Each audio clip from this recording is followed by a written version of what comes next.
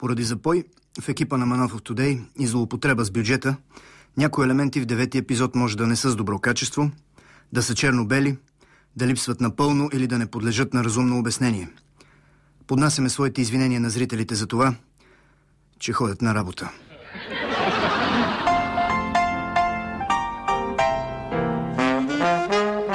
Тра-ля-ля-ля, тра-ля-ля-ля. Днес в Манов Today няма да видите почти нищо заради нравствения упадък на екипа. Но все пак, как да различим показалеца от средния пръст с затворени очи? Показалец! Среден пръст! Показалец! Среден пръст! Стига да. Истината за някои детски приказки. И тогава 7-те козлета отишли при 7-те джуджета и станали 14 говорящи урода. Някой, който мести предмети със силата на мисълта.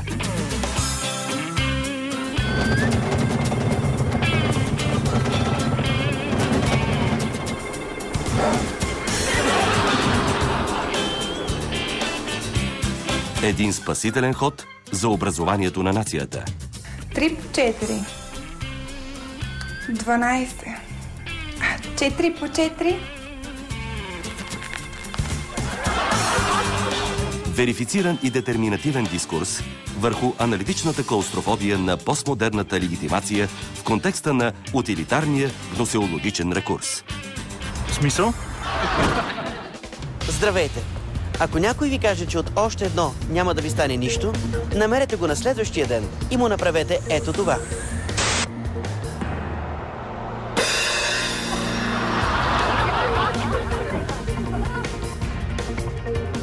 Добър вечер. Преди всичко бих искал да направя едно важно съобщение. Арианът помага. А сега вижте една приказка за най-малките, които знаят, че размерът няма значение.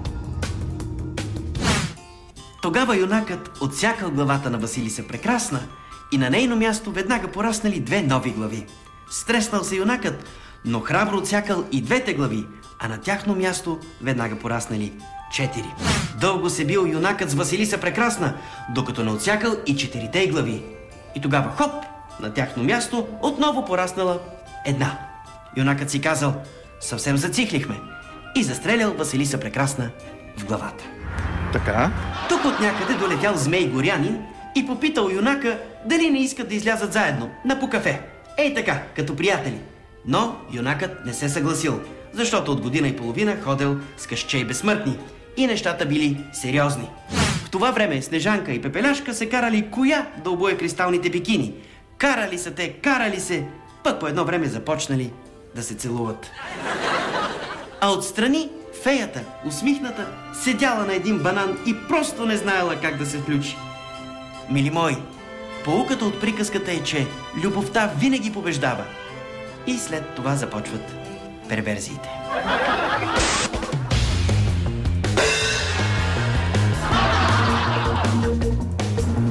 Очевидно, животът не е прекрасен, а понякога и дори нежелателен. Животът е прекрасен само за влюбените. Затова сега вижте няколко истини за любовта между мъжа и жената. Ако имате тухла и любима жена, майка ви ще се разбира много по-добре с тухлата. Влюбената жена често е поставена пред труден избор.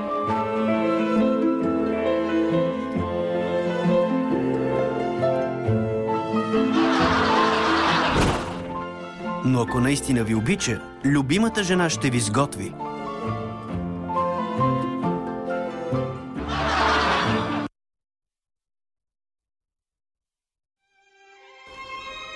Няма веке съншайн.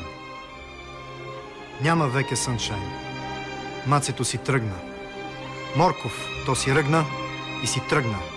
По-щастлива от преди. Ще ми липсват нейните гърди. Кво като са цели 3. Ще ми липсва кожата й мазна и косата й омразна. Ще ми липсва нейното седалище, рунтавото страстно халище. Тя си тръгна, щот я бих, преден зъб и отчупих.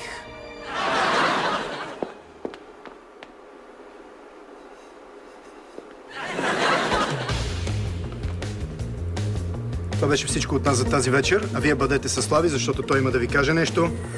А сега следва Манафов Кючек.